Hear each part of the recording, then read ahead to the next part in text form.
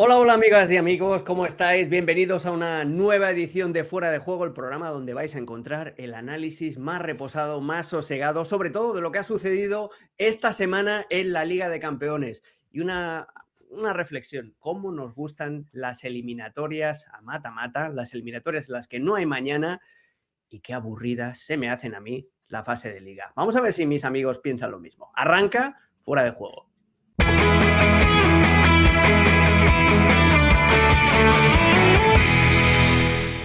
Venga, con Barak, con Ricardo Puig y hoy con un señor que me hace muchísima ilusión hoy tenerlo aquí en Fuera de Juego, saludarlo en nuestro programa, Eduardo Vizcayar, Don Vizca. Es la primera vez que coincidimos en Fuera de Juego, estoy muy contento de poder hacerlo contigo. Y vamos con esa primera rueda de presentaciones. Arrancamos contigo, Don Vizca. ¿Cómo estás, amigo?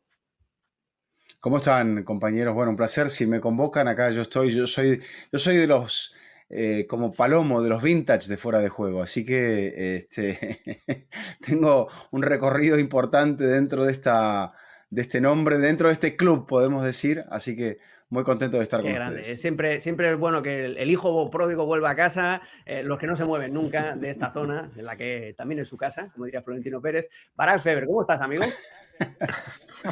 ¿Qué tal? Saludos, Alex, Ricardo. Bienvenido de regreso a casa. Espero que no te estorbemos los nuevos inquilinos, Vizca. Y acerca de la reflexión, pues yo te diría, Alex, que de no haber sido por este nuevo formato, no estaríamos disfrutando de la historia del Bodo Glimt, ¿no? Creo que también hay que destacarlo. Es una muy bonita historia que viene desde la temporada pasada, por las circunstancias que ya hablaremos. Esta temporada quedó en el lugar en el que quedó, en otro formato no habría avanzado y nos habríamos privado de una de esas historias que te reconcilian con el fútbol moderno una vez cada 10 años, ¿no? Y creo que eso hay que tenerlo bien en De cuenta. seguida hablaremos largo y tendido del Bodo Glimt, pero yo te compro ese argumento, Barak, pero te lo refuto diciendo que para seguir hablando del Bodo, el Bodo ha ganado ya al Manchester City, al Atlético de Madrid y 2 veces al Inter y solo le ha servido para estar en octavos de final. ¿Cómo estás, amigo Riqui Puig? El Riqui Puig bueno, aquí en Fuera de Juego. Hombre, saludos a todos. Un placer igualmente coincidir con todos ustedes, con Eduardo. Bien, a mí yo sigo creyendo que el formato no es tan malo. Clásicos a la vista, diría yo, y de nueva cuenta esto propiciado por este nuevo formato, ¿no? La posibilidad otra vez del Barça París Saint-Germain, otra vez del Manchester City Real Madrid, que le dan mucho morbo muy temprano al torneo y que yo creo que eso va bien, digamos, ¿no? Es una, pues no sé si herencia o es algo que propició también aquel intento fallido de Superliga, tener este tipo de partidos muy Absolutamente, tempranitos. absolutamente. Y la última reflexión antes de empezar, viendo lo que le sucedió al Dortmund con Bensebaini, sobre todo, y viendo lo que le sucedió también al Inter con Akanji, una reflexión. El verdadero nivel de los equipos de fútbol no te lo da su mejor jugador, sino que te lo da el peor, ¿Y te faltó el Real el Madrid con más Asensio o vulnerable. te lo saltaste a Mira, propósito? qué bien, qué asistencia que me acaba de dar Barak Feber, balón al espacio como si fuera Alexander Arnold con un cambio de frente, porque vamos a hablar precisamente Oh, como si fuera Asensio. vamos a hablar precisamente del Real Madrid. Vamos a arrancar el show con el análisis de este partido. 2-1 victoria del conjunto de Arbeloa sobre el conjunto que no pudo dirigir en el Bernabéu. Se le buscó, pero no se le encontró a José Mourinho. Buen resultado. No sé si convence tanto en las sensaciones. Los goles de Tchouaméni y de Vinicius Junior pusieron el contrapunto al gol de Rafa Silva, que había puesto patas arriba al Santiago Bernabéu. Barak, que tú que tienes ganas de hablar, que has venido hoy charlatán, Siempre. ¿qué te pareció el partido? Y no sé si coincides que lo mejor para el Madrid es el resultado. Sí, los dos resultados. No olvidemos que el Madrid gana la ida y gana la vuelta. Y desde ese punto de vista, tomando en cuenta que venía la semana previa a esta fase de 16avos de perder y perder feo en campo del Benfica, ya es positivo. No solamente ganaste la eliminatoria, ganaste los dos partidos. Ahora, si hablamos del transcurrir de los encuentros, fue mucho mejor lo que vimos en Portugal, hasta el incidente con Vinicius, que lo apagó todo. Y el partido del Bernabéu fue muy flojo en general. Sobre todo porque jamás vi un Real Madrid superior a su rival. Quien no sepa de fútbol o de contextos futbolísticos, no te sabría decir que uno de esos dos equipos, el local, se arma hasta los dientes, año sí, año también, para tener al mejor equipo posible. Mientras que su rival, por el contrario, es el mejor negocio. en el fútbol. Es el proyecto más rentable, si hablamos de términos económicos, en el fútbol. Nadie gana más dinero a la hora de comprar y vender jugadores. Es decir, no está para reforzarse, está para vender jugadores. Y el Benfica, y eso tiene mérito, claro, del equipo portugués, pero sobre todo de mérito del Real Madrid, jamás pareció un equipo inferior. Al final el Real Madrid ganó, metió evidentemente la pelota más veces en la portería que su rival, pero en el transcurso del juego jamás podías decir, mira, un equipo está para ganarlo todo y el otro equipo está para venderlo todo. Vizca, el Madrid ya ha tomado esa piel competitiva con Arbeloa, está clarísimo enfocado en un 4-4-2, incluso cuando no está Kylian Mbappé, para jugar con Gonzalo y con Vinicius arriba, y mucho cemento en el centro del campo, con Fede Valverde, con Camavinga, con Tchouaméni, que hizo un muy buen partido de fútbol también, y con Arda Güler intentando dar un poquito de fluidez, aunque a veces no lo consigue. ¿Es esta la manera que va a tener el Madrid de competir o hay que esperar a que se incorpore Bellingham, a ver si Arbeloa se atreve con algo un poquito más ofensivo, o ves que la cosa va a ir por ahí todo el año? No, yo creo, Alex, que va a ir por ahí, que este Madrid con este entrenador y sobre todo con la situación que se ha decantado del vestuario, va a terminar jugando como la época de Carlo Ancelotti, porque los jugadores han pedido eso. Han triunfado los jugadores en ese pulso, en esa batalla, entre esa persona designada, no por Florentino Pérez, que se llamaba Xabi Alonso, y los 23 más menos integrantes del plantel profesional. En esa pelea a dispar, los cracks triunfaron. Xabi Alonso era mejor, es mejor entrenador que Arbeloa, al menos hasta lo que hemos visto hasta aquí. Arbeloa ha tenido la fortuna, te diría, de contar con un calendario relativamente favorable. En los partidos donde ha tenido que sufrir, ha sufrido, y ha sufrido en algunos más de la cuenta. Y se le ha acomodado el equipo, creo yo, no sé, abro el debate, porque en algunos partidos ha faltado Bellingham, en varios, en otros varios partidos ha faltado Mbappé, y dentro del aspecto defensivo más o menos ha logrado recomponer.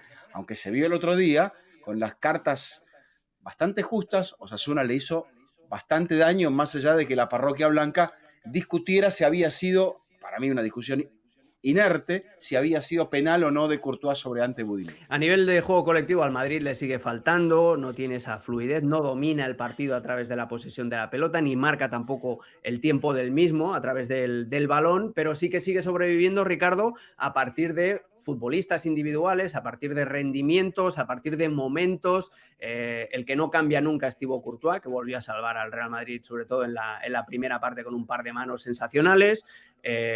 Tchouaméni ha crecido muchísimo, acompañado por Camavinga, por Valverde, está mucho más arropado y ahora puede hacer movimientos más para arriba y para abajo en vez de tener que sacar agua de un centro del campo que naufragaba. Y luego está Fede Valverde, que ha dado las asistencias en los 3 últimos goles del Real Madrid. Vive de eso, vive de chispazos individuales de momento el equipo de Arbeloa. Sí, como ha venido siendo costumbre en este Real Madrid ya desde hace mucho tiempo. Lo normal es que un Real Madrid clasificado a octavos de final de Champions, aunque haya sido vía playoff, despertara esta sensación de, bueno, aquí está el 15 veces campeón de Europa y a ver ahora quién lo va a querer cruzar, ¿no? En el sorteo. Y no te termina dando esa sensación este equipo, porque más allá de seguir contando con momentos individuales muy destacados, creo que siguen siendo de menor calidad de lo que eran antes, ¿no? Salvo lo de Courtois, que mantiene, ya dices tú, esa regularidad. El gran Vinicius de aquella Champions que corona y que lo pone candidato al Balón de Oro no es el Vinicius de ahora, más allá de la racha de goles que pueda presumir. El paso adelante de Tchouaméni tampoco es que te dé demasiadas garantías. Valverde aparece, pero no se acerca a ser el Valverde que llegó a ser con Ancelotti. Creo que ese es un gran plus para entender la mejora del equipo con Arbeloa. No la tuvo Alonso, ¿no? Alonso no pudo contar nunca con Valverde en el medio campo porque Alonso tenía de baja a Alexander Arnold y a Carvajal y tenía que poner ahí a Valverde sí o sí. Recupera un lateral natural y entonces Valverde vuelve a su medio campo y eso le ayuda automáticamente a Arbeloa, que además ha recuperado muchas más opciones en la central.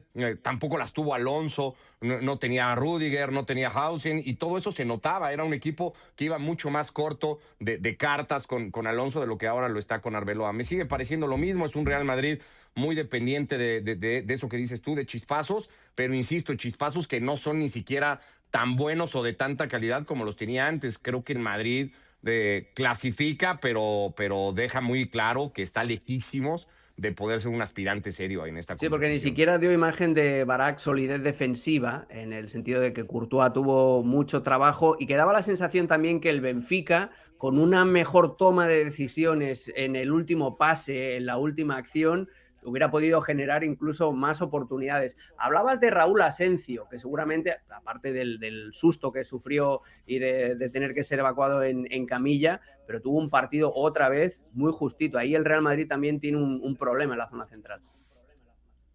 Sí, sí, porque Raúl Asensio ya había dado pistas la temporada pasada que no iba a ser la solución para un equipo del Real Madrid. Seguramente tendrá una carrera larga, no descarto que en la élite, pero en equipos menores, media tabla o abajo. Es lo que vislumbro por lo que he visto en Asensio. Por algo, más allá de su calidad, que la tiene, es un equipo que va, es un tipo que va fuerte, es un tipo que a veces, cuando está concentrado, es un defensa muy válido, pero para exigencia el Real Madrid es un futbolista que te acerca más a la derrota, ¿no? Siempre que está Raúl Asensio, y ahí están los partidos, el Real Madrid está más cerca de recibir un gol y por lo tanto está más cerca de perder puntos. Y eso en un tema del Real Madrid que está acompañado de tantos futbolistas lesionados en esa posición, de otros que llegaron a cumplir a corto plazo, como Rüdiger, pero que no eran apuestas a largo plazo, ha sido un problema y seguirá siéndolo para un Real Madrid que no se reforzó a conciencia en ese caso. Es decir, apostó por una promesa como Hausen de mucha calidad, pero que no era un futbolista que te iba a asegurar rendimiento a plazo inmediato, y claramente Hausen, si acaba siendo uno de los mejores defensas del mundo, ahora mismo no lo es. Y Asensio debutando tan grande, es decir, tú ves Cubarsí, debutó a los 16, 17 años, mientras Asensio hasta los 21. Uno entiende que hay diferentes formas de trabajar en la Masía y en la fábrica, pero también que esos 4 años de diferencia por algo, ¿no? Asensio no había debutado antes. No vamos a señalar solamente a un jugador. Claramente el Real Madrid tiene problemas de defensa, más allá de lo que digan las estadísticas en el trofeo Zamora y lo que quieran agregar. El Real Madrid es un equipo que no defiende bien, que no da seguridad, que depende mucho de las intervenciones de su portero y que tendrá que sobrevivir con esa realidad porque le falta mucha calidad en defensa. Lo que decías del Benfica rápidamente, pues es que es eso, ¿no? El Benfica con este Real Madrid hizo este partido como si fuera un partido entre dos iguales, cuando no lo son. Si el Benfica hubiera tenido a João Neves, a Enzo Fernández, adelante si quieres a Gonzalo Ramos y a Darwin Núñez, otra historia hubiera sido, ¿no? Pero pues claramente el Benfica, a diferencia del Real Madrid, tiene que soltar a sus jugadores. Sí, sí, los tiene que ir vendiendo, eso es una realidad. Os quiero preguntar a todos, empezando por Vizca, por el partido de Vinicius, que no era un partido fácil, por todas las circunstancias, yo creo que, y lo hemos hablado en todos los espacios de esta cadena, creo que la UEFA tomó una buena decisión quitando a Prestiani de la ecuación para que el partido no se convirtiera pues en algo que fuera mucho más allá de un juego de fútbol. Pero ¿cómo visteis a Vinicius, que tiene una muy buena definición en el segundo gol, con una buena asistencia de Fede Valverde? Pero ¿qué os pareció en global el partido del brasileño, que tenía muchísima presión encima, muchísimo condicionante y seguramente también demasiadas ganas también de agradar y de llevarse una revancha? Empiezo contigo, Vizca. Bueno, yo creo que Vinicius es el jugador de la eliminatoria, sin ninguna duda, por todo el ruido y porque hace 2 goles de 3 que hace Real Madrid. Yo creo que esa carta es difícil, muy a la ecuación italiana, es difícil de mejorar. Yo creo que ahora Vinicius, jugando con Gonzalo García, puede desentenderse porque él es el patrón, el dueño del ataque, cosa que con Mbappé no va a suceder. Yo creo que se miran los dos y dicen, ¿vas vos o voy yo? Y yo creo que pesa Mbappé ahí. Y Mbappé le dice, te toca ir a vos, Vini. ¿Y por dónde?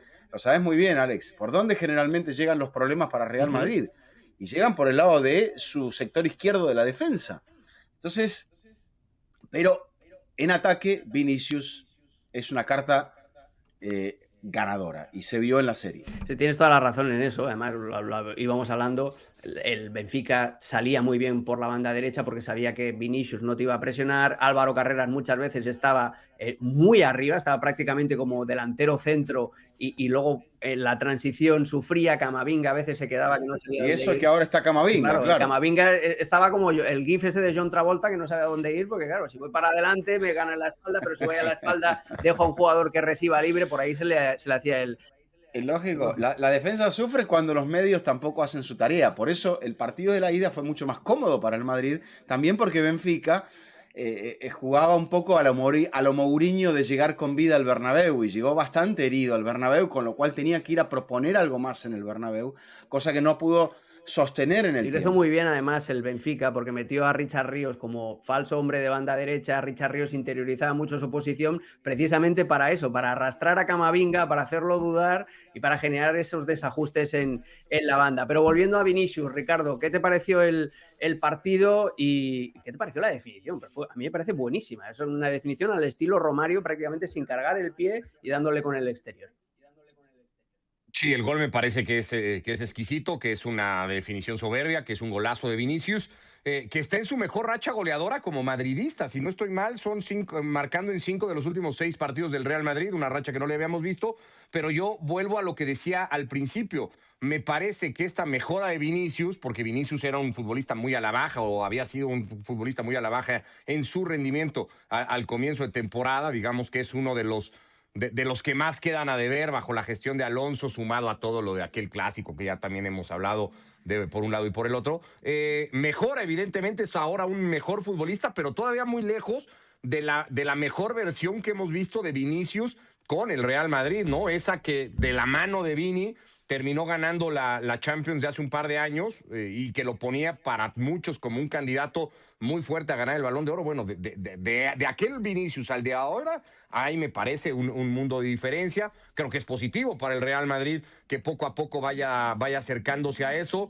Me parece que no le termina de ayudar, coincidiendo todos en que es la gran víctima de esta jornada de Champions, Vinicius, que no tiene ningún tipo de culpa de todo lo que pasó, sobre todo en Lisboa, pero me parece que otra vez este mismo ruido con todo este tema no le ayuda, no le termina por permitirle concentrarse solo en lo que debería de estar pensando Vinicius, que es en la cancha, en su rendimiento, en el partido a partido, y que sigue teniendo demasiadas batallas abiertas y muchos frentes abiertos. Lo vimos otra vez el fin de semana, sin los agravantes de otros escenarios, pero pasó el fin de semana en Pamplona y seguirá pasando cada vez que el Madrid vaya a otras canchas. Entonces, creo que está mejorando, pero creo que para el Vinicius que espera el Bernabéu, pues todavía hay una espera larguita. Barak, muy rápido, porque vamos a pasar al tema del que quieres hablar realmente en este show, pero ¿se beneficia Vinicius de que no juegue Mbappé, de la baja de Mbappé? ¿Se va a beneficiar? Sí, está claro que si nos basamos en el pasado, es así. A veces en el fútbol te pone esas cuestiones de jugadores que son muy, muy buenos, pero son muy buenos o solos o con otro tipo de compañeros. Y por lo visto hasta ahora, hasta que muestren lo contrario, y llevamos ya tiempo esperando, Vinicius y Mbappé son incompatibles. El mejor Mbappé lo vemos con un Vinicius reducido y el mejor Vinicius reduce a Mbappé. Son vasos comunicantes y eso lo dijiste tú hace un par de días en Ahora o Nunca y te lo acabo de hacer así, mira, robar. Como decía aquel. Vamos a cambiar de tema, vamos a hablar de la Cenicienta, la gran historia de esta Liga de Campeones esta temporada, el Bodo Glimt, que le ganó al Inter 1-2 en su estadio, ya le había ganado 3-1 en Noruega y se convierte en el primer equipo del Círculo Polar Ártico que llega a unas eliminatorias de Liga de Campeones. Sí que es cierto que si veis las estadísticas, si veis el partido, y si sobre todo la primera parte el Inter tuvo un asedio constante a base de centros, tiró 47 centros en todo el partido. El Inter daba la sensación de que podían tirarse años y años y de que les costaría horrores anotar, y lo hicieron de rebote en la segunda parte con Bastoni. Pero qué historia la del Bodo Glimt. Barak, tú que eres especialista en el infrafútbol europeo, que te encantan estas historias, cuéntanos un poquito las virtudes, el contexto. Tema libre, amigo, disfruta. Sí, a ver, no, obviamente requiere libro incluso varios capítulos, ¿no? Varias ediciones sobre lo que es Bodo Glimt y cómo fue creciendo, pero al final tenemos que señalar lo que se está viendo ahora, ¿no? Sí poner en contexto creo que es importante que Bodø es la ciudad número 15 de Noruega, que Noruega no es un país grande a nivel población, que no es un país con impacto futbolero, jamás ha tenido en sus grandes equipos impacto en la Champions League. El Rosenborg hace 20 años con John Carew, más o menos. Pero una cosa es ser un equipo de una ciudad como Oslo o como Trondheim, y otra cosa de la ciudad 15, ¿no? de Noruega, y además donde ni los noruegos quieren jugar, porque ¿quién quiere ir a jugar a un lugar donde el promedio de temperatura anual es de 4 grados centígrados y donde julio es el mes más caliente y no sube de 8 grados centígrados, ¿no? Entonces, con esas vicisitudes, todavía tiene más impacto lo que hace el Bodø Glimt, un equipo que ascendió de segunda división, que no había ganado más que esporádicamente la Liga Noruega, que no es uno de los grandes de Noruega, y que viene paso a paso, Conference League, Europa League, semifinales, y esta Champions, haciendo cosas increíbles, y no con un fútbol basado como en otros equipos similares, también muy bonitas historias del Sheriff, del Apoel Nicosia, de otros que en esta misma Champions League hemos visto con muchos extranjeros. Aquí, por las circunstancias del Bodø Glimt, juegan con puros noruegos, algún ruso que dice, bueno, yo sí me voy al Círculo Polar Ártico y es el portero, unos cuantos daneses, incluido Hawk, que es el goleador, y básicamente este equipo hace lo que hace porque juega muy bien. ¿Y qué es jugar muy bien? Tiene un plan y lo ejecuta a la perfección. Es decir, más allá de los problemas que tiene cada equipo cuando sale a un terreno de juego a la hora de ejecutar su plan, sobre todo cuando es inferior técnicamente al rival, el Bodø Glimt sabe imponer su juego, y aunque no tenga la pelota en la mayoría de los casos, al contrario, está mucho más cómodo sin pelota. Los partidos que sufrió Bodø Glimt fue cuando el rival dijo, yo voy a jugar a lo que quiero jugar porque soy superior, y ahí ha pagado las consecuencias. Cada vez que Bodø Glimt ha podido contragolpear, ha demostrado que no hay equipo ahora mismo en mejor forma para jugar de manera directa que el Bodø Glimt. Es realmente precioso. A mí me fascinó la valentía visca del Bodø en el planteamiento contra el Inter. Cuando tú vas a jugar contra un equipo que juega con línea de 5 y quieres mantener un resultado, lo más tentador para un entrenador es hacerles la formación espejo, ponerle tú también una línea de 3 centrales, emparejar a los carrileros por fuera y que sea lo que Dios quiera. No, el Bodø plantó un 4-3-3, siempre había un hombre, al menos uno del Inter libre, pero el posicionamiento defensivo, la basculación defensiva del Bodø fue sensacional, eso en defensa, y luego en ataque lo que decía Barak, el segundo gol, esas combinaciones rápidas, ese 1-2, ese toco y me muevo, es de tener muy trabajadas tus ideas con la pelota también. Sí, por lo que se ve, Alex, primero hay un aspecto mental que este club no ha descuidado, que es la preparación a cómo, no solamente un plan de partido, sino las variables que hay dentro de un partido, que te aprieten en San Siro, que te aprieten en el Metropolitano, porque en el Metropolitano se estaban jugando la clasificación también. O sea, este equipo en los últimos 4 encuentros, primero está jugando solamente esta competencia, que puede ser un problema o una solución. Hace imponer su localía, pese a que también no ha tenido buenos partidos, no ha tenido mal de altura, porque es la primera Champions y realmente que no. Por eso te digo el aspecto mental. Luego, sabes bien que el 4-3-3, por eso para los entrenadores ofensivos y también para algunos defensivos, es un sistema que te permite ajustar mucho más, porque tus extremos pueden bajar, porque tu punta puede quedar solo, porque los mediocampistas se te pueden centralizar para hacer que si los extremos bajan, los laterales puedan ser un poquito más anchos. Pero lo que más me llamó la atención, aparte de la simpleza y de la precisión, fue la técnica, porque en muchos de los goles vimos capacidad técnica. Y Hauge es un futbolista que había pasado por el Milan, había intentado quedar en un Milan con Zlatan, por ejemplo, de compañero, había mostrado talento, pero lamentablemente no pudo afirmarse. Y volvió, pasó por Alemania y volvió a casa, no frustrado, sino comprometido. Y bueno, me parece que también hay un deseo ahora y una virtud que es la de la confianza de decir ¿por qué no? Campo sintético, le sacan ventaja jugando allí, no solamente al frío y a la falta de sol, sino a la cancha, y creo que el entrenador tiene las ideas muy, muy claras y hace que los jugadores, al contrario, hagan lo contrario de complicarse en el campo, simplifican y elevan su rendimiento. Mira, esto lo decía Johan Cruyff, que decía que jugar al fútbol es muy fácil, pero jugar al fútbol fácil es lo más difícil que hay. Y es lo que hace el Bodo Glimt perfectamente, sobre todo cuando tiene la pelota. Y gracias a la técnica individual, como dices tú, que me parece un muy buen apunte. Hablaba Ricardo Visca de la fortaleza mental. Este es un equipo que tiene un ex piloto de cazas de combate como coach mental para que sean capaces de hacer eso, de visualizar todos los pequeños partidos que hay dentro de un partido. Y ahora que hemos hablado del Real Madrid, ¿sabéis cuánto duran las sesiones de vídeo del Bodo Glimt antes de un partido de Champions? 1 hora. 1 hora. Luego había jugadores del Madrid que se quejaban porque tenían que estar 10 minutos delante de una pantalla. Claro. Es que el índice de atención de esta generación es bastante más bajo de lo que nosotros creemos. Claro, igual dirán los del Bodo, en lugar de salir al frío, nos quedamos No, pero no es saber de hecho dónde podés sacar ventaja, donde los otros no trabajan. Claro. Sí. A mí me gusta además, ya un poco lo decía Barak, ¿no? Creo que también es el reconocimiento a la continuidad, a un equipo que compite en esta desventaja de la calendarización de esa zona de Europa en donde tienes que competir solo en Champions en esta época del año porque tu liga no está.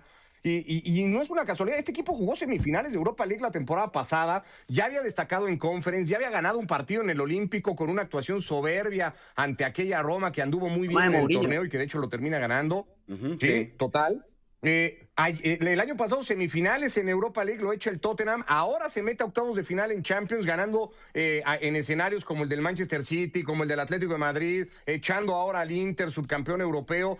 Me gusta esta historia igualmente del crecimiento continuo de un equipo que ha ido creyendo y que ha ido concientizándose, digamos, de alguna forma, de sus posibilidades. Me gustan las dos caras, además de la eliminatoria, porque son dos partidos creo que muy distintos ejecutados, ¿no? El de la ida con un equipo eléctrico, jugando a una velocidad que el Inter no terminaba por entender, superado completamente el conjunto italiano en esos primeros 90 minutos y el reflejo del resultado con toda justicia después de lo visto en el campo. Y ahora en San Siro, entendiendo que había que aguantar la eliminatoria, que como dicen los entrenadores, saber sufrir los ratos que el Inter te iba a someter porque era normal. Hay que poner el contexto también de las dos ausencias del Inter que no saben o no pueden ser pretexto, pero no tenía probablemente a sus dos mejores futbolistas en Lautaro y en Çalhanoğlu y creo que sí los termina extrañando a ambos un montón. Pero este equipo aguanta esa primera parte en San Siro y después en el segundo tiempo se da cuenta que puede y que si lastima puede ser una herida de muerte la que provoque y va y la busca, ¿no? No es una casualidad que el Bodo se adelante en el partido de Milán y me parece que todo eso es un premio al convencimiento de un equipo que ha ido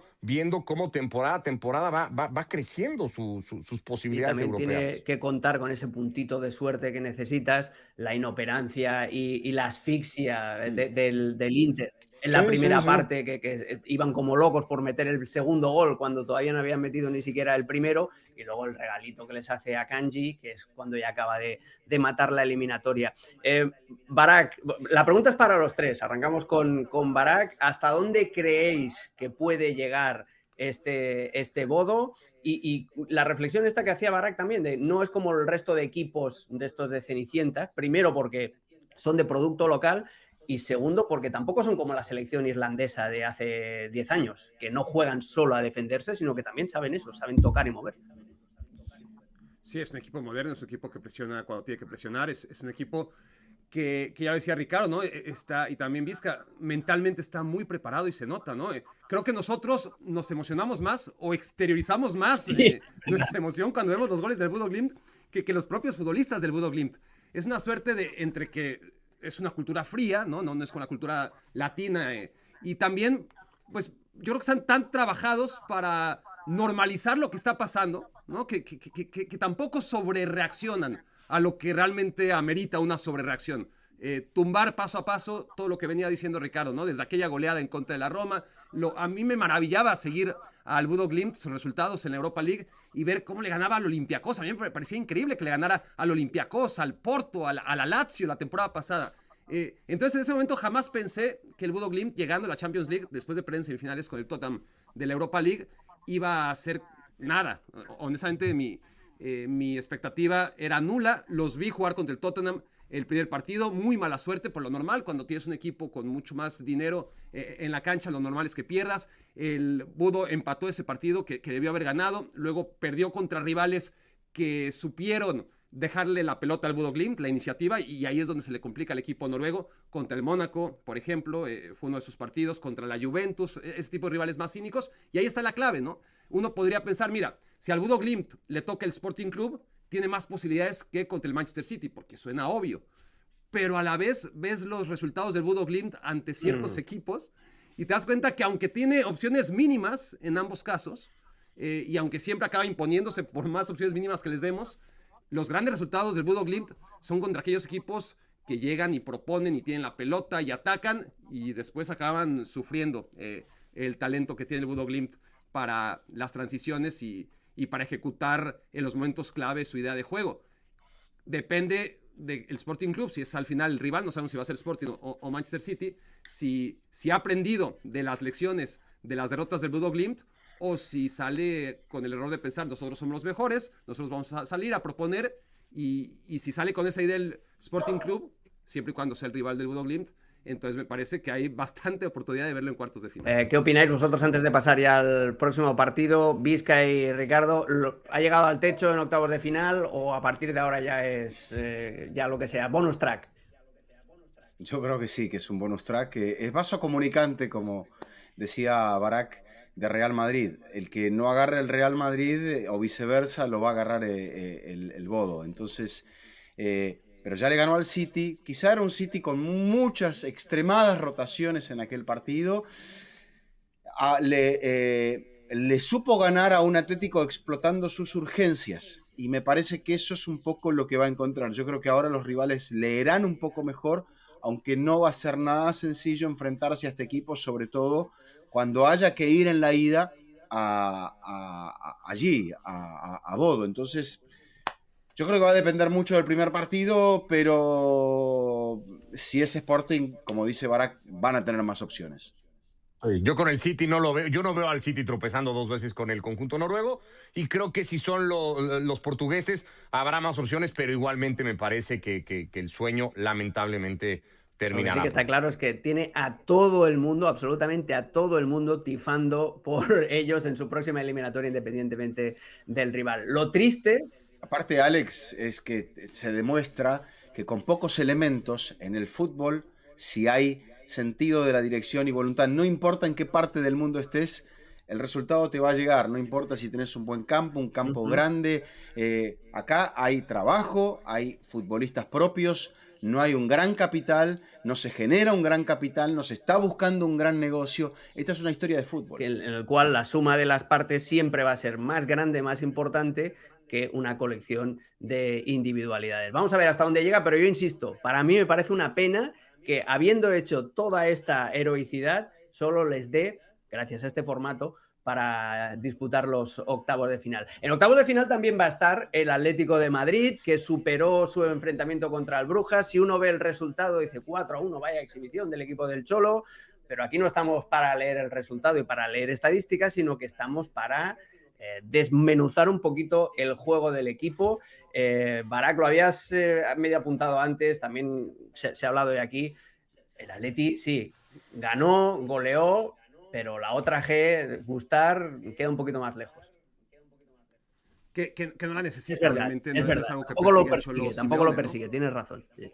Claro, pero sí que sigue demostrando carencias que le deben de pasar factura pronto si no las cambia, y parece complicado ya a estas alturas, ¿no? Nunca sabemos con el Atlético de Madrid en cualquier caso, pero sigue siendo un equipo muy vulnerable a balón parado. ¿Quién los ha visto y quién los ve, no? Yo creo que en la élite no hay un equipo que sufra más en tiros de esquina que el Atlético de Madrid, y en este partido de vuelta no fue la excepción. Creo que el Brugge fue mucho mejor en la primera parte, no solamente mejor, creo que fue mucho mejor, y que al final los porteros marcan diferencias. Tienes a Oblak, que hace una tajada. Oblak ya no es el mejor portero del mundo, ya no es seguramente uno de los 3 mejores del mundo como lo fue durante 10 o 12 años, pero sigue haciendo paradas que nadie más hace, ¿no? En la Liga Española de vez en cuando nos regala una tajada como la que nos regaló en contra del Brugge. El remate de Tziolis fue increíble, la elasticidad con la que saca esa pelota. Y del otro lado, que en 2026 Simón Mignolet, sí, Simón Mignolet, el original, no el hijo, no el primo, Simón Mignolet aquel de Liverpool, antes de Karius, ¿no? Sea el portero ahora mismo de un equipo de Champions League, pues otorga. Y claramente fue muy responsable en el primer gol. Y eso acondicionó la eliminatoria por un Atlético de Madrid que al final en el segundo tiempo sí que consiguió lo que buscaba, pero que sufrió muchísimo. No solamente en el primero, yo también creo que en el segundo está muy blandito Simón Mignolet, y viene a colación a lo que comentábamos al principio, ¿no? El verdadero nivel de un equipo no te lo da su mejor jugador, sino que te lo da el peor o el que tiene un peor día, y en este caso fue clarísimo que fue Simón Mignolet. Vizca, ¿qué te gustó del Atleti y qué te gustó también del Brujas? A mí me maravilló el plan de partido. En la ida habían masacrado al Atlético de Madrid por la banda derecha del Atleti, en la vuelta los sorprendieron, metieron a Forbes a emparejarlo con Ruggeri porque sabían que Marcos Llorente se iba a mover al otro carril, y del Atlético de Madrid la efectividad de Sorloth y poca cosa más. No sé cómo lo viste tú. Bueno, ustedes son muy duros con el Cholo, pero son muy duros con el Cholito. O tú blando, depende de cómo lo veas. Bueno, no te regalan 14 años en un club transformado gracias a la figura de Simeone, así por la cara bonita. Y no sé si Simeone, bueno, lo de la cara va a gustos. Pero yo creo que el Atlético tuvo un mal primer tiempo, donde se encontró con el gol en un saque de Oblak, después de atrapar un córner, y donde lo lanzó mano a mano contra, volvemos a lo mismo, el central más blando de los dos, que sí peina la pelota para el gol de Ordóñez, pero queda mano a mano y hace lo que quiere allí Sorloth con él, más allá de la ayuda, el gran ayudín que recibió de Mignolet. En el primer tiempo probablemente merecía un gol más Brujas. Tresoldi no pesó en el partido. Creo que Forbes sí quedaba mano a mano con Ruggeri y muchas veces, la gran mayoría podía, pero no estaba Onyedika en el medio, tuvo que variar. Solis no fue tan importante como lo fue en el partido de la ida, por lo que decías, por la ausencia de Molina en esa posición. Creo que el Atlético también colaboró porque se precipitaba mucho con la pelota, un equipo demasiado acelerado, un equipo que quemó a Julián en el partido, pero también sí se encuentra con el gol de Johnny Cardoso a poco de iniciado el segundo tiempo, y eso ayudó. Pero también se vino abajo el equipo belga, no jugó como en la ida, no pudo repetir incluso lo que había hecho frente al Barça en un 3-3 muy bonito. Es un equipo muy abierto. Lecco no es ha sido un entrenador que ha llegado a mitad de temporada para tratar de arreglar un poco la campaña, y el objetivo ahora es terminar bien la liga, donde no están primeros, pero creo que el Atlético ganó bien, y que fue un partido donde Simeone acertó desde la ubicación de Sorloth como titular a las teclas que fue tocando para mejorar al equipo en un partido que no había comenzado bien y que lo podía tener tranquilamente en desventaja. Hay una cosa a favor al Atlético en toda la eliminatoria. Siempre estuvo en ventaja en el marcador, pese a no jugar necesariamente mejor que su rival. Eso es verdad, y eso pesa mucho, sobre todo en la idea de juego del Cholo. Me quedo con un par de cosas, Ricky, que ha dicho Vizca. Lo de los cambios de Simeone, a mí me parece que el Atleti funciona mejor cuando se estructura en un 5-4-1 con Griezmann y con Lookman por detrás de Sorloth, para tener un poquito más, pues eso, de la capacidad asociativa de Griezmann y la capacidad de ir al espacio de Lookman. Y además Lookman estuvo muy bien en el pase al tercer gol de Sorloth. Y me quedo también con otra cosa que la tenía que decir, no viene a cuento, pero qué jugador es Van Aken, por favor, qué desperdicio que lleve 1000 años. Lo bueno es que tiene 20 años apenas. Sí, qué desperdicio que lleve 1000 años en el Brujas y que haya pasado los 30, porque qué jugador, qué calidad, qué manera de leer los partidos. Soy un gran fan de Van Aken, aquí queda dicho. A ver, a mí me pasa... Yo tengo que reconocer, Vizca va a decir que yo soy de esos que son duros con el Cholo. Yo tengo que reconocer que con los últimos años he pasado del nunca dejes de creer al no le creas nunca, ¿no? Que me parece que es lo que aplica ahora. Hay que cerrar el estadio con esto, porque... Sí. Y ahí estoy, yo estoy ya... Creen los que creen, y los que no creen no van a creer nunca. Y bueno, ahí estoy yo. O sea, yo creo que el Cholo calcula mal el partido de vuelta. Calcula mal el partido de vuelta desde prescindir de su mejor futbolista. El más diferencial desde que Lukman llegó a este equipo en los 4 partidos que llevará. ¿Cuántos lleva Ademola Lukman? Ha sido el factor, el gran factor diferencial. No ponerlo de arranque me parece que es un mal cálculo porque otro equipo con un poquito más de recursos y de pegada te pone la eliminatoria contra la pared en ese primer tiempo en el que todos estamos conscientes y reconocemos que es mejor, Brujas. Lo que pasa es que no es capaz de reflejarlo. Pero el Atlético hace un primer tiempo así en la siguiente instancia y está eliminado como le ha venido pasando en las últimas temporadas. Y yo creo que eso es un error de cálculo. Después le termina saliendo porque Zorro te hace un hat-trick y tal, y entonces dices, bueno, qué bueno que estuvo Zorro en el campo. Pero yo creo que está mal puesto de arranque el partido. Creo que este Atlético vuelve a entregar estos rendimientos muy a la baja, como ya le habíamos visto el partido de Liga con el Rayo, por poner un ejemplo después de cómo había goleado al Barcelona. Sigue siendo un equipo muy dos caras en esta temporada, no sabes cuál te va a presentar, y yo insisto, en una competición así, siendo el Brujas y en el Metropolitano, a lo mejor no te termina pasando factura, pero en cualquier otro escenario ante otro rival, yo creo que el Atlético no hubiera sido capaz de sortearlo. Ya lo padeció en la ida, en una eliminatoria que tenía resuelta y que terminó con los belgas subidos a las barbas, apretándole el cuello. No le ganaron el partido de casualidad, se lo terminaron empatando, pero bien se lo pudieron haber ganado. A mí es un equipo, insisto, que ya aprendí a no. Curioso porque los dos equipos de Madrid se van de esta eliminatoria de playoff con la misma sensación, de decir, bueno, hemos pasado, pero si nos agarra un equipo con un poquito más de colmillo, la cosa hubiera sido complicada. Eso por parte del Claro. Atlético de Madrid, que va a estar de nuevo en los octavos de final. También va a estar en los octavos de final el vigente campeón, el Paris Saint-Germain, después de ganar con más apuros de lo previsto al Mónaco, especialmente en el partido en el Parque de los Príncipes, donde los monegascos se llegaron a avanzar en el marcador. Y otra vez lo que decíamos también del jugador más débil de tu equipo, Koulibaly, fue una auténtica pesadilla para el Mónaco, falló un gol cantado y acabó siendo expulsado y le puso las cosas un poquito fáciles al equipo de Luis Enrique. Vizca, ¿qué le pasa al campeón de Europa? ¿Por qué no parece tan fiable esta temporada? Bueno, le faltan piezas importantes. A todo el mundo le falta alguna pieza importante. Eso no debería ser una excusa. Pero no está Donnarumma para sostener cuando el equipo sufre defensivamente. El hecho de que Luis Enrique haya tenido que rotar en la portería con Safonov, porque se dice que la primera temporada de un arquero en un club grande, cuando viene de un club no tan grande, siempre es de muchos ajustes. El tema es que creo que también en este caso hay un desgaste del modelo. Luis Enrique va a jugar, o sea, volvió a jugar sin una presencia de área. Eso no se lo vamos a pedir, que juegue, por ejemplo, Gonzalo Ramos, pero el equipo no pudo generar mucho, no controló el juego en el primer tiempo. El juego se lo controló el Mónaco. Y creo que lo vi demasiado aferrado a un esquema que pareció por momentos que tenía muchas lagunas. Cambió a los extremos, movió piezas en el ataque, en el centro del campo los portugueses no lucieron, lo cual es muy llamativo, y uno, no sé si es un tema físico, pero veo un equipo que está muy por debajo de lo que fue el rendimiento de la temporada pasada.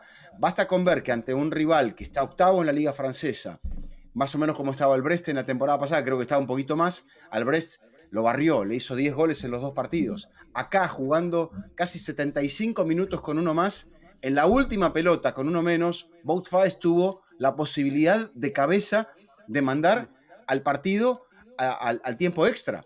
El París ni siquiera acertó, señores, en el saque después del gol del 2-2. Primer ataque serio de Mónaco en todo el segundo tiempo porque se tiraron atrás para evitarla. Pero me empezó a mover la pelota el París de lado a lado. Es cierto que el calendario, si nos ponemos a mirar, es el más duro de todos los equipos que están acá en la Champions. Le ha tocado enfrentar a clubes que en su gran mayoría han logrado avanzar de la fase de liga, cosa que, por ejemplo, al Sporting no le ha tocado, a Real Madrid no le ha tocado. Sin embargo, lo que se ve el gesto de Luis Enrique al final del partido, lo que te digo, al Cholo le vamos a caer muy encima, pero de Luis Enrique vamos a decir, están cansados, no es para tanto. Bueno, hay una diferencia, que Luis Enrique ha ganado 2 tripletes Ha ganado la Champions, el Cholo no la ha ganado, pero con esta inversión de futbolistas y esta calidad de futbolistas, bueno. Pobre Cholo, que no le compran jugadores, Ricardo. A mí me da la sensación, la sensación de que siempre tuvo buenos jugadores, salvo en la Roma y en el Celta. A mí me da la sensación de que al Paris Saint-Germain el problema es precisamente el origen del éxito. Es decir, el esquema que utiliza Luis Enrique, la manera que tiene de jugar, requiere alta concentración y estar muy fino físicamente. A la que pierdes un poquito de velocidad en la distribución y a la que pierdes esa chispa para presionar, si sigues intentando hacer lo mismo, pues a veces el rival te descose. No sé si lo ves por ahí, lo ves más en función de las ausencias, el cambio a la portería. ¿Por dónde ves tú el análisis? A ver, yo en las ausencias sí destacaría 2 que me parecen fundamentales, ¿no? Porque hablamos y ensalzamos la temporada de Vitinha, que es fantástica, evidentemente lo de Dembélé, pero yo encuentro en Fabián Ruiz a un futbolista fundamental, y no tener a Fabián Ruiz no es cualquier cosa. Me parece que lo resiente el Paris Saint-Germain, que evidentemente el tema de Dembélé, más allá de igualmente cómo está otra vez la relación con Luis Enrique y todo lo que sea, o sea, son 2 bajas importantes, sumada a la de Donnarumma, creo que cuesta. Creo que no, lo que pasa es que es un poco raro decirlo, porque este equipo lo ganó todo la temporada pasada, pero sí es un equipo que al estar falto de las grandes figuras internacionales, creo que es un equipo, no quiero decir todavía en construcción o con futbolistas camino a ser grandes figuras mundiales, pero que bueno, que tienes que estar ahí y que es normal que de repente se te salgan un poquito, te bajen el rendimiento. Es decir, no es lo mismo cuando tú tienes a megaestrellas consolidadas, como le puede pasar al City, al Madrid, al Barça, a estos grandes equipos, que cuando tienes un equipo como el que tiene Luis Enrique, y ahí el mérito de lo hecho la temporada pasada, yo creo que hay que partido a partido estarlos convenciendo de lo que están haciendo y de lo que pueden seguir haciendo, y me parece hasta cierto punto normal, combinándolo con el calendario. Yo creo que ha hecho lo que tenía que hacer este equipo, que era avanzar en la eliminatoria, y de ahí en más nadie nos vamos a animar a decir ahora que el Paris Saint-Germain no es capaz de repetir el título, ¿no? Yo creo que en la medida que recupere estos futbolistas y que Luis Enrique lo vuelva a poner en el tono en el que casi siempre lo ha tenido, este equipo con el Bayern y no sé si el Arsenal es el gran. ¿Lo ves así, Barak? Tengo que verlo más. Tengo que verlo más.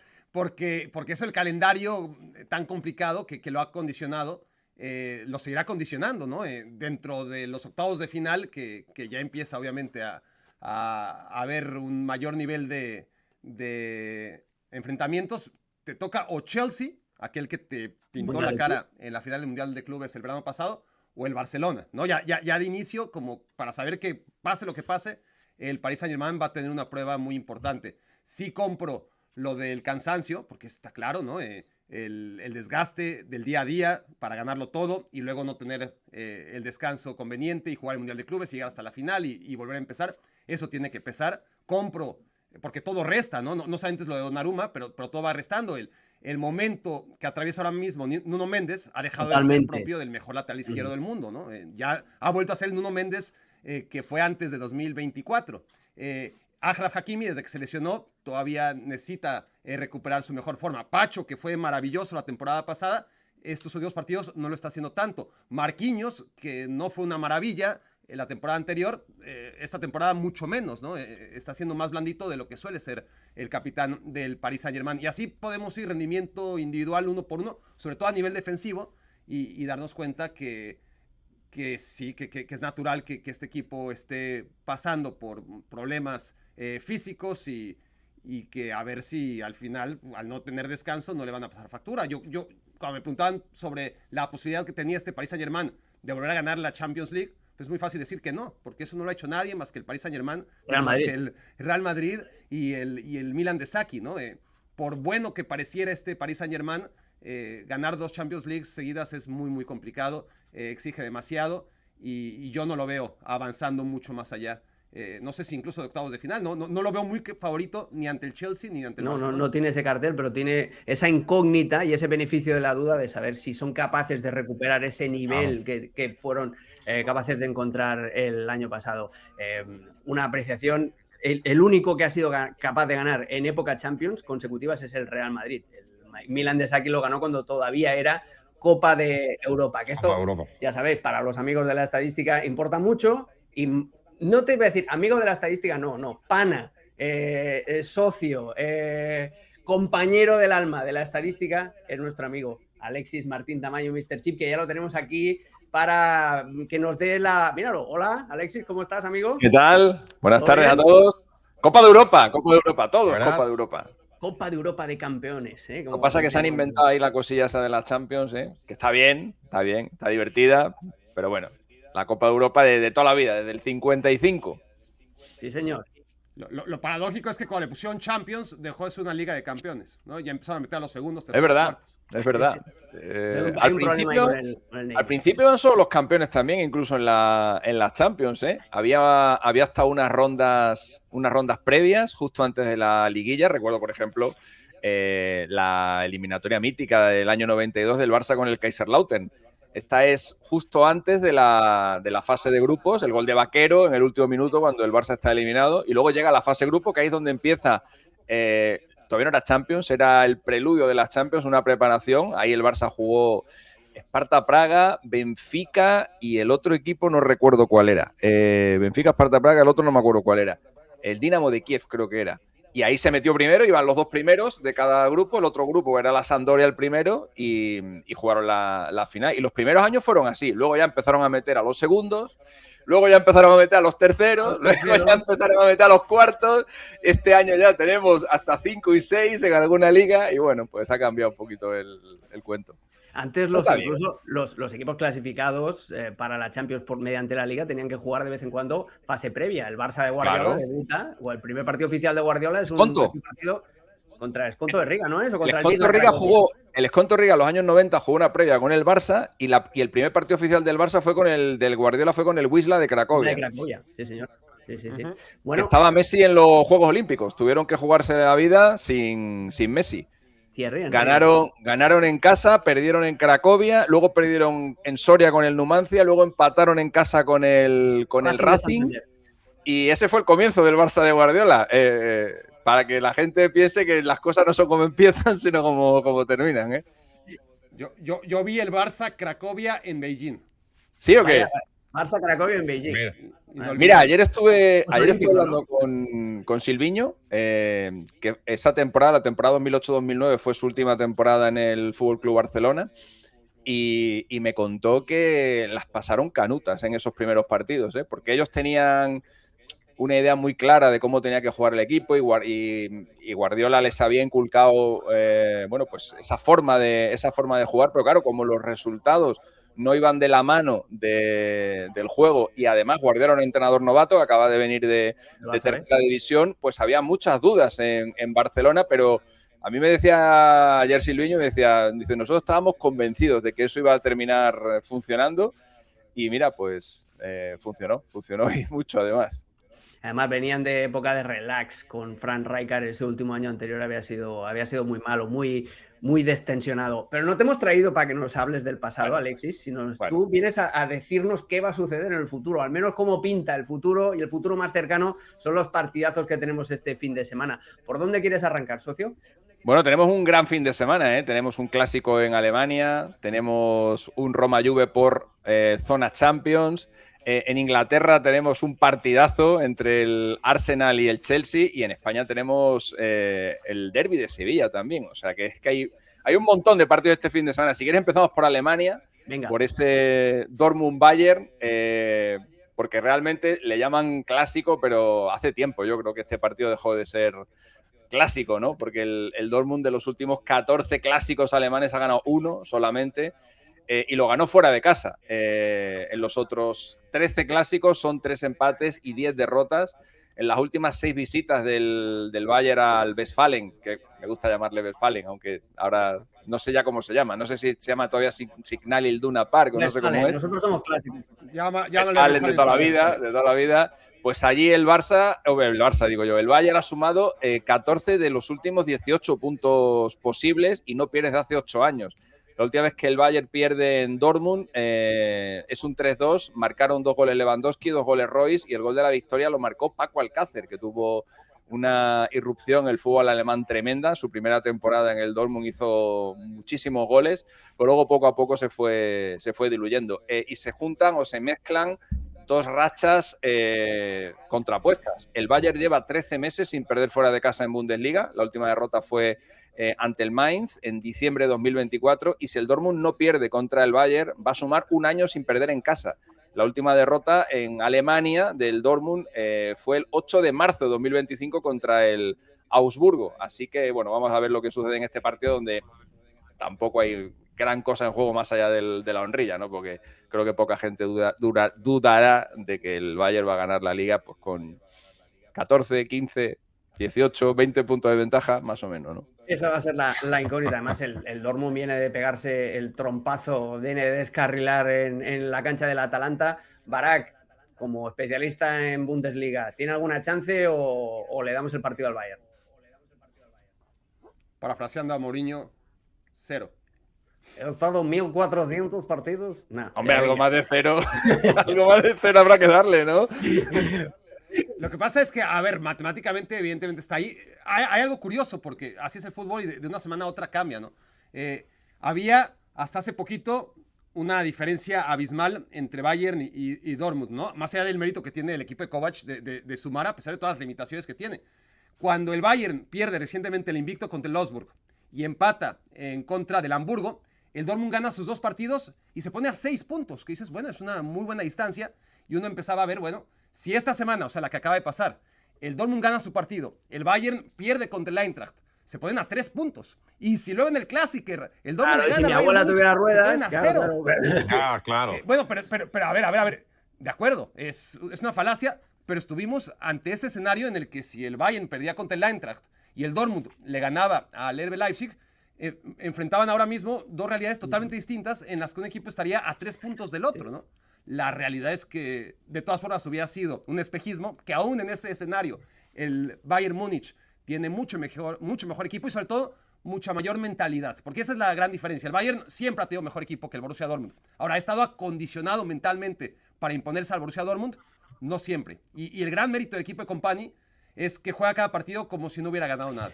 Bueno, pues este es el pronóstico que lo tiene complicadito. Me acuerdo que se hacían unas cábalas, Barak se acuerda fijo, se hacían unas cábalas parecidas con el Barça de Xavi en el año que le toca el París en la Copa Europa. Después de ganar en París, gana 2-3 en el Parque de los Príncipes con exhibición de Rafinha. En teoría, esa eliminatoria estaba más o menos superada, ¿no? Después de haber ganado en París. Luego venía el Dortmund, que era un equipo que, bueno, que no daba demasiado miedo, y el Barça de Xavi, que era un equipo que esa temporada andaba un poquito regular, no es el Barça que gana la Liga, que eso fue al año siguiente, era un Barça bastante de segundo nivel, prácticamente se veía en la final de la Champions, ¿no? Con esas cábalas, ¿no? Luego al final el que acabó llegando no fue el PSG ni el Barça, fue el Borussia Dortmund, que es la final aquella rara, ¿no? Entre el Madrid y el Dortmund, que yo creo que prácticamente nadie esperaba. Está bien, hace cuentas, hombre, está bien, es divertido, joder. Pasa que luego la realidad es tozuda y el fútbol. te pega unos golpes que no veas. Andiamo a la Italia, fratello Alexis. Vamos, andiamo. Bueno, Italia ha tenido una semana terrible. Menos mal que el Atalanta salvó la horrilla, porque el primer día de Champions de esta semana, el martes, se vivió una debacle tremenda del Inter ante el Bodo, y al día siguiente una lluvia, yo diría que hasta heroica, forzando la prórroga con uno menos. Luego termina cayendo en la prórroga, que ya es tener mala suerte. He estado mirando la última vez que un equipo perdió un partido de ida por 3 goles de diferencia en la Copa Europa y fue capaz de forzar la prórroga en la vuelta y aún así acabó cayendo eliminado, fue en el año 70, el Benfica contra el Celtic, y fue una eliminatoria rarísima que se resolvió por el lanzamiento de una moneda. 3-0 ganó. La lanzó Bela Eso es. 3-0 ganó el Celtic en Ibrox Park, no, perdón, en Celtic Park. 3-0 ganó el Benfica en el partido de vuelta. Hubo una prórroga, no se movió el marcador, y como todavía no existían las tandas de penalti, pues allí lanzaron una moneda y el equipo favorecido fue el Celtic, que fue el que pasó a la siguiente ronda.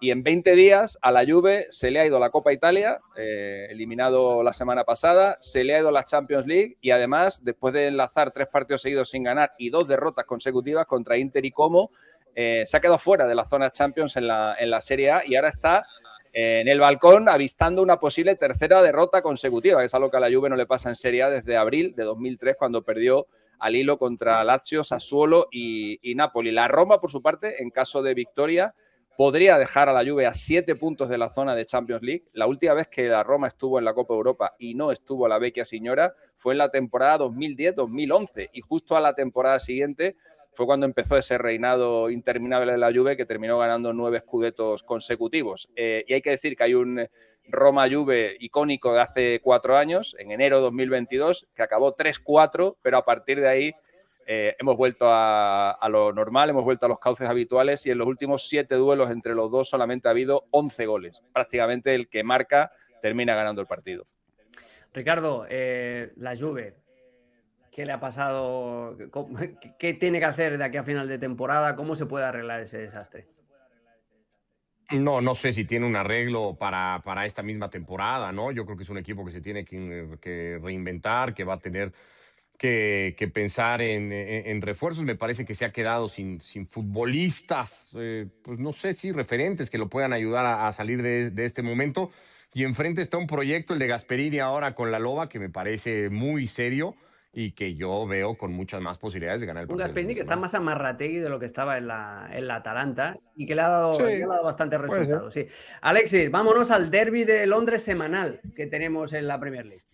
Sí, porque además estos dos ya se han visto este año, se vieron en la primera vuelta de la Premier, se ven ahora en la segunda vuelta, se vieron a doble partido en las semifinales de la Copa de la Liga, podrían verse en la FA Cup, están los dos en quinta ronda, y podrían verse en Champions, porque también siguen los dos vivos, así que podríamos tener un episodio de Arsenal-Chelsea o varios capítulos de una serie Arsenal-Chelsea que de momento es bastante favorable al Arsenal.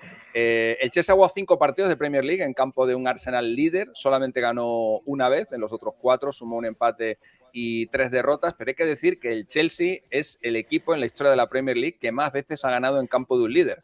Lo hizo en 10 ocasiones, superando las 7 que consiguió el Liverpool y el Manchester United. Vemos a un Chelsea a 16 puntos del Arsenal, pero hace exactamente 10 años, un Chelsea que estaba a 19 puntos de un Arsenal que también era líder por aquel entonces, terminó ganando el partido en el Emirates con un gol de Diego Costa.